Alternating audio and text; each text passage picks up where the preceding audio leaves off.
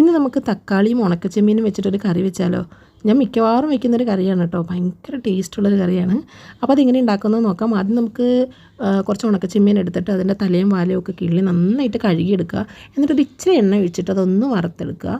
മൺചട്ടി ആയതുകൊണ്ടാണ് കേട്ടോ ഒരു ഇച്ചിരി എണ്ണ ഒഴിച്ച് വറുത്തെടുത്തത്. നോൺ സ്റ്റിക്ക് പാനിൽ വല്ലതാണ് വറുക്കുന്നതെന്നുണ്ടെങ്കിൽ എണ്ണ ഒഴിക്കേണ്ട ആവശ്യമില്ല കേട്ടോ.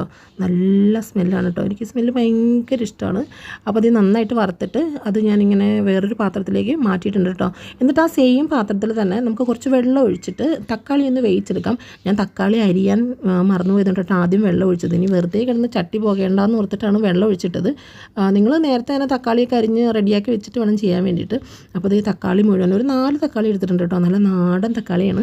അപ്പോൾ അതെടുത്തിട്ട് ചെറുതായിട്ട് ക്യൂബ്സായിട്ട് അരിഞ്ഞിട്ട് അതും കൂടെ ഞാൻ വെള്ളത്തിലേക്ക് ചേർത്ത് കൊടുത്തിട്ടുണ്ട്. അപ്പോൾ വെള്ളം നന്നായിട്ടൊന്ന് തിളച്ച് വരട്ടെ. ഒരു 3 പച്ചമുളകും കൂടെ അരിഞ്ഞ് ചേർത്ത് കൊടുത്തിട്ടുണ്ട് കേട്ടോ. എന്നിട്ട് ആവശ്യത്തിന് ഉപ്പ് ഞാൻ ചേർത്ത് കൊടുത്തിട്ടുണ്ട്. ഇത് അരപ്പിനും കൂടെ വേണ്ടിയിട്ടുള്ള ഉപ്പാണ് ചേർത്ത് കൊടുത്തിരിക്കുന്നത് കേട്ടോ. അതാണ് കുറച്ച് അധികം ചേർത്തിരിക്കുന്നത്. എന്നിട്ടൊരു 1/4 ടീസ്പൂണോളം മഞ്ഞൾപ്പൊടിയും കൂടെ ആഡ് ചെയ്ത് കൊടുത്തിട്ടുണ്ട്. ഇത് നന്നായിട്ട് തിളച്ച് വരട്ടെ. അപ്പോഴത്തേക്കും നമ്മളുടെ നേരത്തെ വറുത്ത് വെച്ചിട്ടിരുന്ന ചെമ്മീൻ ഉണ്ടല്ലോ, അത് കൈ കൊണ്ടൊന്ന് തിരുമ്മി ഉടച്ചിട്ട് അതും കൂടെ ആഡ് ചെയ്ത് കൊടുക്കാം. വേണമെങ്കിൽ മിക്സിയിലിട്ട് ജസ്റ്റ് ഒന്ന് ക്രഷ് ചെയ്തിട്ട് ആഡ് ചെയ്ത് കൊടുത്താലും കുഴപ്പമില്ല. ഇതിപ്പോൾ നല്ല ക്രിസ്പി ആയതുകൊണ്ട് കൈ കൊണ്ട് ഉടയ്ക്കുമ്പോൾ തന്നെ വരുന്നുണ്ടോ. ഇതിപ്പോൾ അരപ്പിനുള്ളതാണ്. ഒരു 1/4 കപ്പ് തേങ്ങയും കുറച്ച് ജീരകവും കുറച്ച് സവാളയും, ഒരു പകുതി സവാള, ചെറിയ സവാള ആണെങ്കിൽ ഫുൾ എടുത്തോളൂ കേട്ടോ.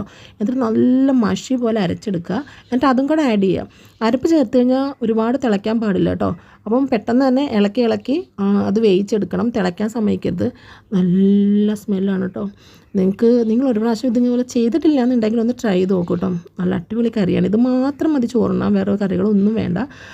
ഒരുപാട് തിളച്ച് കഴിഞ്ഞാൽ ഇത് പിരിഞ്ഞ പോലെ ആകും. അതുകൊണ്ട് ഒരുപാട് തിളയ്ക്കാൻ വേണ്ടിയിട്ട് സമ്മതിക്കരുത്. ഞാൻ പറഞ്ഞ പോലെ ഇളക്കി കൊടുത്തുകൊണ്ട് അരപ്പ് വേവിച്ചെടുക്കാൻ മാത്രമേ ചെയ്യാവുള്ളൂ കേട്ടോ.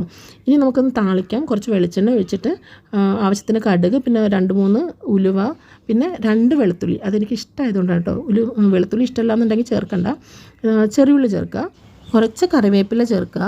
കറിവേപ്പിലയൊക്കെ നിങ്ങളുടെ ഇഷ്ടത്തിനനുസരിച്ച് ചേർക്കുക കേട്ടോ. പിന്നെ ഒരു 2 വറ്റൽമുളകും കൂടെ ചേർത്തിട്ടുണ്ട്.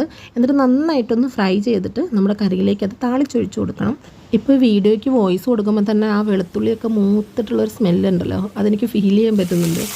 ഞാൻ കുക്കിംഗ് ഭയങ്കര ഇഷ്ടമുള്ള ഒരാളാണ് കേട്ടോ. അതുപോലെ തന്നെ ഫുഡും ഭയങ്കര ഇഷ്ടമാണ്. എന്നെ കണ്ടാലേ അറിയാലോ.